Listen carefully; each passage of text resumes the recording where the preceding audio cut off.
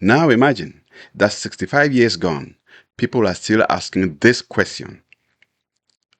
Did Southern Cameroons choose the wrong path? What if Southern Cameroons had joined Nigeria in 1961? Many questions remain unanswered, and many people still wonder what life would have been if Southern Cameroons had joined Nigeria. Would there be an Anglophone crisis like we have today?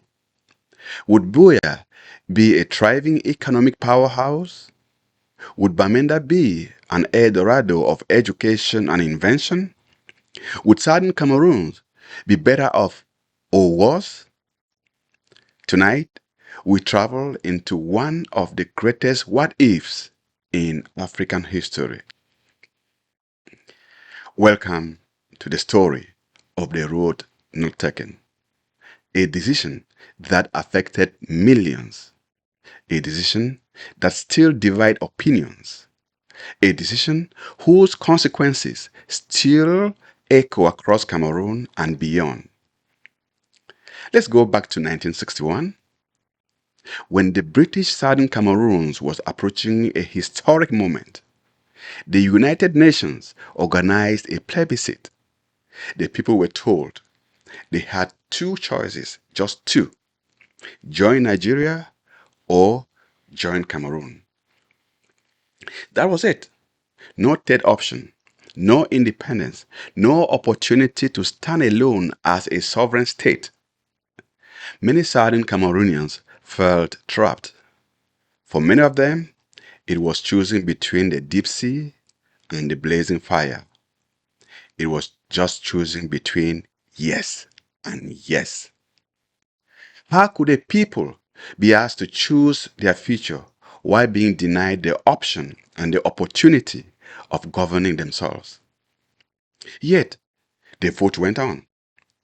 And on February 11, 1961, Southern Cameroons voted to join Cameroon. They voted to join the blazing fire. History was made. Champagnes were popped, and the rape began in ecstasy. But history also left behind a haunting question. What if the result had gone the other way? That is, if Southern Cameroons voted to join Nigeria. The conflict that has shaken the English-speaking regions of Cameroon today for many years might never have happened, and many lives and properties would have been spared. Think about it. Southern Cameroons inherited the English common law, the British educational system, the British administrative traditions, English as a language of governance, and Nigeria already operated under these same structures. Had Southern Cameroons joined Nigeria, its legal and educational system would have blended naturally into the large federation and swallowed into the deep sea, probably. No battles over common law, no dispute over educational system, no struggle to preserve an English-speaking identity within a large English-speaking country like Nigeria. The political tension that eventually exploded into today's crisis might never have emerged. Today, Buea is known as the historic capital of former Southern Cameroons. But what if it had become part of Nigeria? Imagine Buea connected to one of Africa's greatest economies. Imagine highways linking Buea seamlessly to major Nigerian commercial centers. Imagine universities in Buea and Bamenda attracting students from across West Africa. Imagine multinational companies setting up regional headquarters there in Buea, in Bamenda, in Kambe, or Akwaya. Could Buea have become another Enugu, another Calabar, perhaps even a smaller Lagos? No one can say for certain, but the possibilities are fascinating. And one thing is beyond debate: Southern Cameroons would have gained direct access to one of Africa's largest economies.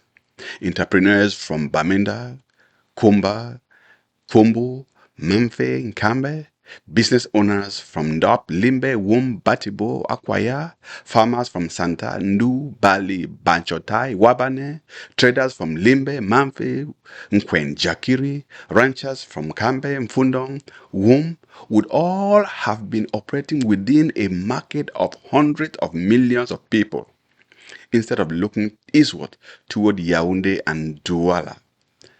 The economic opportunity would have stretched westward toward Lagos, Abuja, Port Harcourt, and beyond. The question is, would this have generated more wealth? Possibly. Would it have solved all economic problems? Certainly not. But the scale of opportunity would have been dramatically different.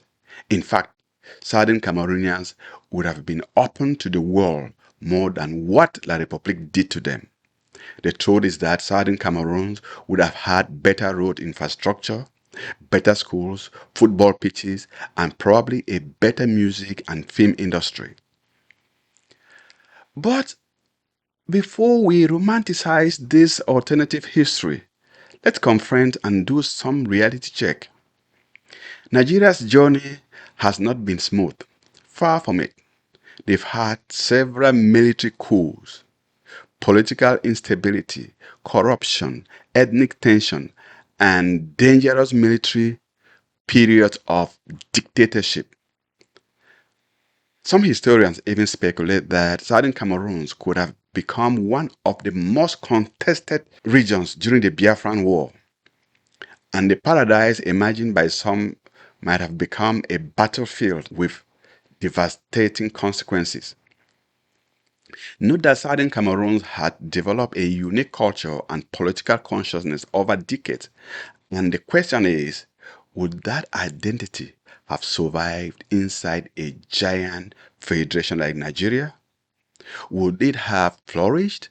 Those are the questions that, they are journeying to ask. Or would it have slowly disappeared into the big for nothing Nigeria, into the deep sea? Perhaps today, Southern Cameroonians will still be fighting for their identity. The greatest tragedy, therefore, is not whether Southern Cameroons joined the right country or the wrong country. No, the greatest tragedy is that many people believe they were never offered the choice they truly wanted. Not Nigeria, not Cameroon, but independence. A chance to chart their own destiny. And so, more than 6 decades later, the third option that was not offered remained one of the most consequential and intriguing mysteries in African history. Until Southern Cameroonians are given that opportunity to truly determine who they are and where they want to belong, true peace would remain an illusion. Have you a say and stay woke.